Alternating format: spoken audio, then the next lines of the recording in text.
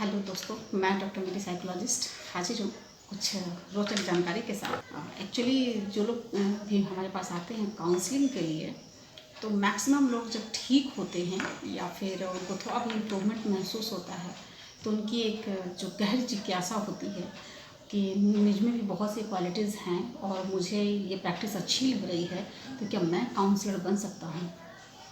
बिल्कुल बन सकते हैं। एक लास्ट वीडियो मेरे चैनल पे आपको मिल जाएगा जिसमें मैंने साइकोलॉजिस्ट को लेकर के क्या क्राइटेरिया है बताया है, बट वो पुराना वीडियो है और इस दौरान काफ़ी कुछ नया अपडेट आ चुका है। बहुत से इंस्टीट्यूशंस बहुत तरह के कोर्सेज करा रहे हैं, तो आप किसी भी स्ट्रीम से हो, किसी भी तरह की पढ़ाई आपने की हो, अगर आप चाहें तो आप छोटे मोटे कुछ कोर्सेज अवेलेबल हैं जिसके आधार पर आप आराम से काउंसलिंग स्टार्ट कर सकते हैं।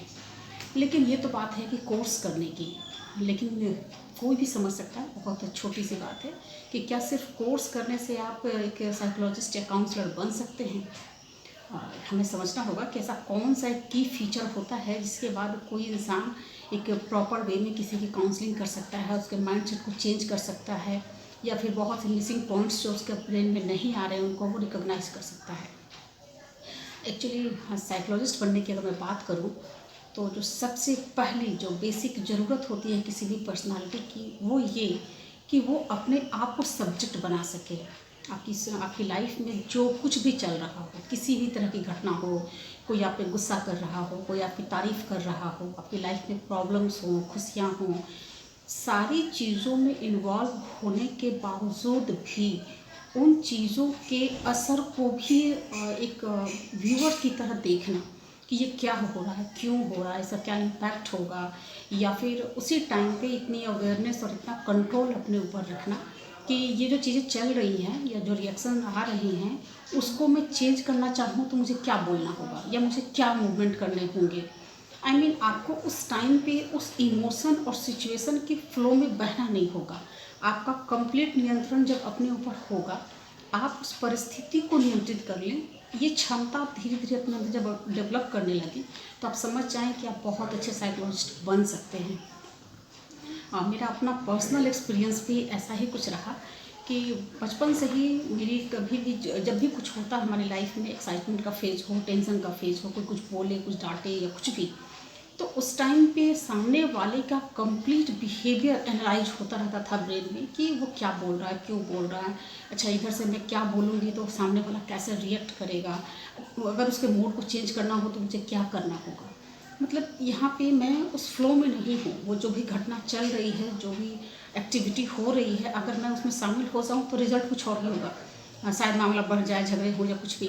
मेरी लाइफ में झगड़े बहुत ज़्यादा नहीं बढ़ पाते हैं, इसका सबसे बड़ा रीज़न यही है कि जब भी कोई कुछ बोल रहा होता है या कर रहा होता है, चाहे वो नेगेटिव हो या पॉजिटिव हो, मैं उस चीज़ को ऑब्जर्व कर रही होती हूँ।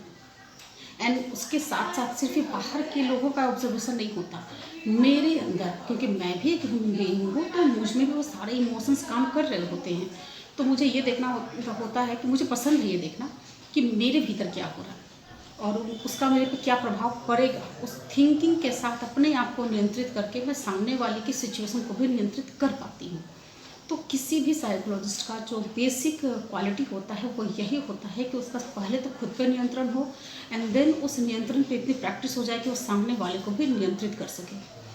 तो बहुत डिफ़िकल्ट टास्क है, इतना आसान नहीं होता, सब लोग कर नहीं पाते, इसीलिए सब लोग अच्छे साइकोलॉजिस्ट बन भी नहीं पाते। कई लोग प्रैक्टिस करते हैं, हमारे पास कुछ केसेस आते हैं जो रिटर्न केस होता है किसी और की तरफ से, जहाँ लोग काउंसलिंग कराते हैं और वहाँ पे वो बस कुछ टेस्ट करते हैं, साइकोमेट्रिक टेस्ट कर देते हैं और बात ख़त्म हो जाती है। वो किसी तरह की काउंसलिंग नहीं कर पाते, इन्फॉर्मेशन लेते हैं, कुछ इन्फॉर्मेशन दे देते हैं, दैट्स इट। एक्चुअल में ये काउंसलिंग नहीं है।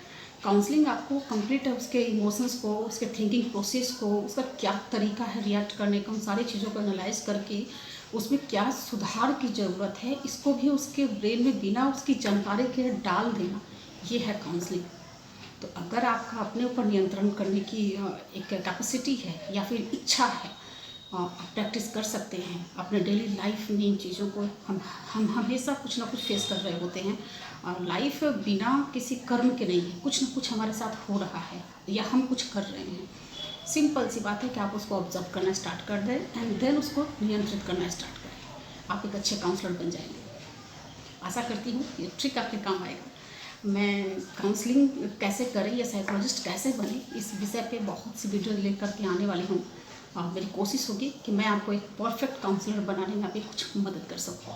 आशा करती हूँ कि आपको वीडियो पसंद आया हो तो जो लोग भी इस तरह के कोर्सेज में इंटरेस्टेड हैं उनके साथ शेयर करें।